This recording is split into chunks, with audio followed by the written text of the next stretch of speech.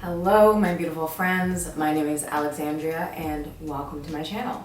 So today I am going to be back with another TBR. I didn't do a monthly TBR last month, but this month I definitely need to make one because there are a couple of readathons that I want to participate in and some books that I just want to make sure that I am prioritizing. So if you would like to see me talk about all the books that I am hopefully going to be reading this upcoming month, then just keep on watching.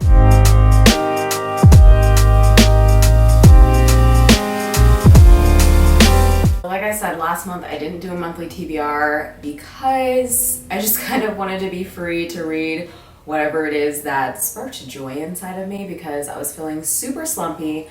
But I did that, and now I feel like I'm kind of at a place where I can start integrating more like structure into my reading. We all know that I tend to read whatever the fuck I want anyway, but I like to have some kind of guidelines going throughout the month so I can read as much variety and touch a lot of different diverse topics as much as possible. This month I'm really excited because there are two readathons that I'm going to be attempting to participate in. My main priority is going to be the Climathon. I was reached out to by the lovely Tasman, and she told me about this readathon that she had created centering basically climate change and the things that are basically going on in our world, and I thought that was absolutely wonderful. I always like to support anybody who kind of has like original tags, especially things and topics that are super important and things that I think need to have more awareness brought to them. There are different roles, there's a bingo board. All of the details I will have listed down below along with Tasman's announcement video, and also they just posted a TBR video as well. So they have a whole like Google Doc of recommendations for each prompt as well, which was an absolute lifesaver for me. So if you need all of the resources, I will do my best to add everything down below, and if you can't find it there, you'll definitely be able to find it in Tasman's announcement video. So just to get into my TBR for that, I do have some overlapping books, so like some books that fit multiple prompts, just in case if I don't end up reading a certain specific one and I feel like reading another one, just trying to give myself a lot of variety. So I guess I'll just talk about first the physical books that I am putting on this TBR for the Climathon readathon, and also this is a month-long readathon, which is absolutely my jam. I really struggle, I've realized, with anything shorter than a month-long readathon. Anything longer than a month too is just too much for me. But a month is like my sweet spot, and I tend to be able to tackle those a lot more easily, which will go along with the other readathon that I'm going to be participating in this month. But I'll get into that in a minute. For the fiction prompt, I have The Parable of the Sower by Octavia E. Butler. And this also has a foreword by award-winning author N.K. Jemisin. Like, two of my favorite humans, two of my favorite authors in one place. Yes, yes, please. I definitely got out of the swing of reading an Octavia E. Butler book every month. Once I read Kindred, I kind of wanted to do that consistently so I could get through their backlist, but that hasn't really happened. I've just got distracted by other things, but I have this and I've been itching to read it. I've heard so many really good things. This is focused on global climate change and economic crises that led to social chaos in the early 2020s. Timely? I think so. I think this is technically categorized as like Cli-fi. I've read about 2 books by Octavia E. Butler so far. I really loved Kindred. I still have mixed feelings about Wild Seed, but I have a feeling I'm really gonna enjoy this, and it's just like such a beautiful cover. I'm so excited to read more. The next book that I have is actually a book that I talked about recently. I talked about it in my monthly wrap-up video and also my haul video from last month. Look out very soon for a monthly haul video for it. This month I may be doing multiple ones because I have a problem. I am going to be rereading The Deep. I really enjoyed this book. I have fallen in love with River Solomon very deeply, if you haven't heard me talking about them in any of my videos. I am so excited to reread this again. The first time I read it, I listened to it on an audiobook and it was absolutely wonderful. I don't know how many times I can say it. Daveed Diggs narrating this book was just beautiful. One of the best things my ears have heard ever. So I am going to be rereading the physical copy and highlighting the shit out of this because I know that there are so many gems and so many things that I probably missed by listening to the audiobook and like multitasking while I was listening to it. This is what I'm going to be using for the ocean prompt, and this can also be used for the fiction prompt as well. So quick synopsis for this. This is basically about the slaves who were on ships coming to this country who were thrown off of the ships, and basically their unborn children turning into these kind of mermaid sea creatures type things, which sounds kind of random, kind of weird, but that's kind of my thing. I'm so happy to have this in my life. Happy this exists. I'm happy you exist. Happy I exist. All right, so the next book that I picked is for the Indigenous and also the nonfiction prompt, and this is called A Two-Spirit Journey, the autobiography of a lesbian Ojibwa Cree elder.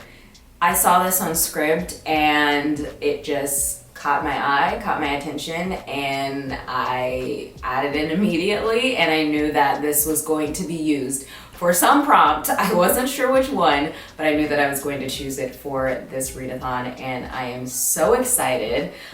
So let me read a little bit of this description. Just excuse my pronunciation right now because we all know that I struggle to pronounce words all the time. But A Two-Spirit Journey is Ma Ni Chakabi's extraordinary account of her life as an Ojibwa Cree lesbian.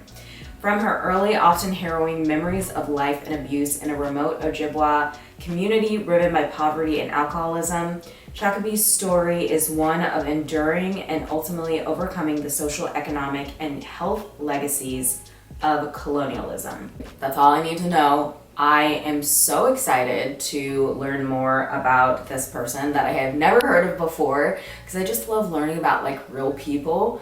It brings me a lot of joy, and I haven't done that enough lately. So I think that this is going to be a great read and a great pick for those prompts. So the next book that I have chosen for the plants and also nonfiction prompt as well is The Hidden Life of Trees, What They Feel, How They Communicate, Discoveries from a Secret World.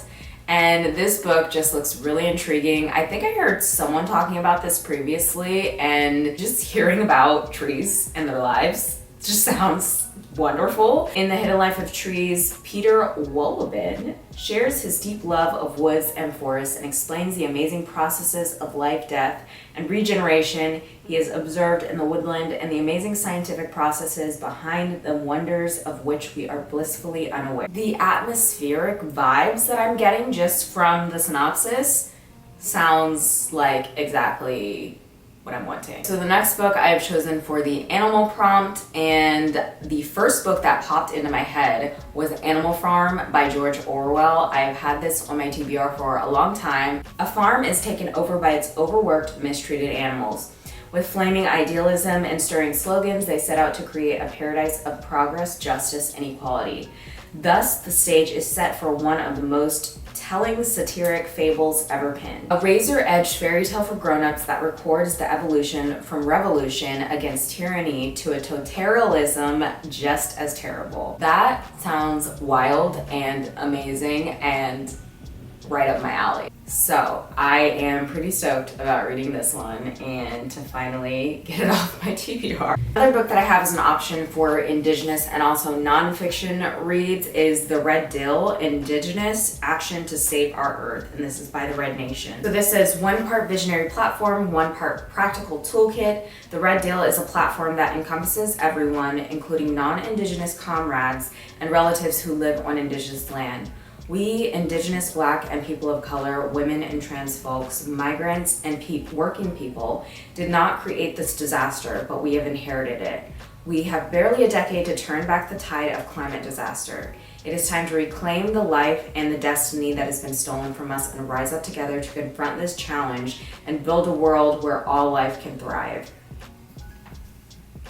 I got chills reading that, honestly. I think that it's going to be really powerful. I think that it's going to have a lot of insight and hopefully teach me a lot of things that I maybe was not aware of. And this one I chose for the Indigenous and also Revolution prompts. So another book that I've chosen for the plant prompt is Plant Spirit Medicine by Elliot Cohen. And this description says, Cohen has charted the territory for a medicine of the past and the future and restores one of the vital links for this to happen, the healing power behind our relationship with the plant world. And that quote is from Malidoma Some, author of Water and the Spirit, Ritual, Magic, and Initiation in the Life of an African Shaman. Wow, that sounds really good too. Eliot Cohen's inspiring plant spirit medicine explores the intrinsic unity and connectedness of all living things. It extends the boundaries of consciousness to include not just humans and animals, but plants as well. Important not only because of its profound implications for healing, this book is a blueprint for our survival.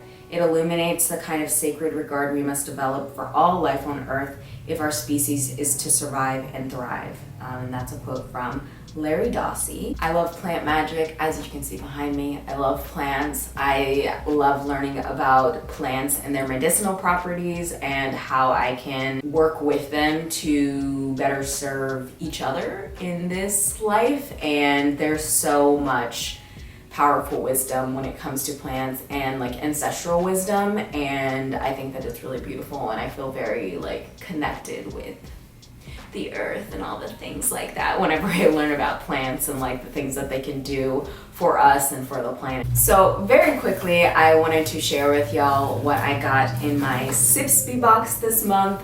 I have been receiving Sipsy boxes for a while now. This is a customized personalized tea subscription box service, and I absolutely love it. It has helped me broaden my horizons when it comes to trying different teas, and as we have seen from this TBR, I really love learning about plants, and especially plants that can benefit our bodies and our overall health and well-being. And teas are a really beautiful way to be able to integrate a lot of that healing into our bodies, and a lot of that knowledge, I think, too, as well. So I'm going to be sharing with y'all what is in my August Sipsy box. I will have all the details if you would like to take the quiz down below. And yeah, definitely check it out if you haven't already.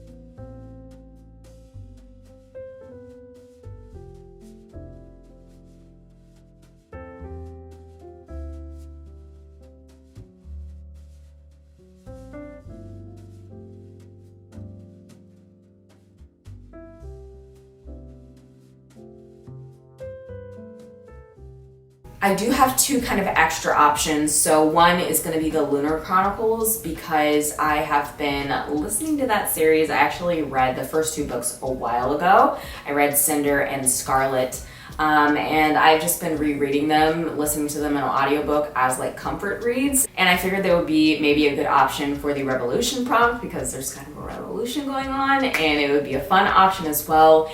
And I could also use it for the mental health prompt, because that prompt is kind of up to your own interpretation, and the way I was interpreting it was that those books bring me a lot of joy, and it kind of gets me out of my head and focusing on this kind of fun world. And it's also giving me like some nostalgic vibes as well.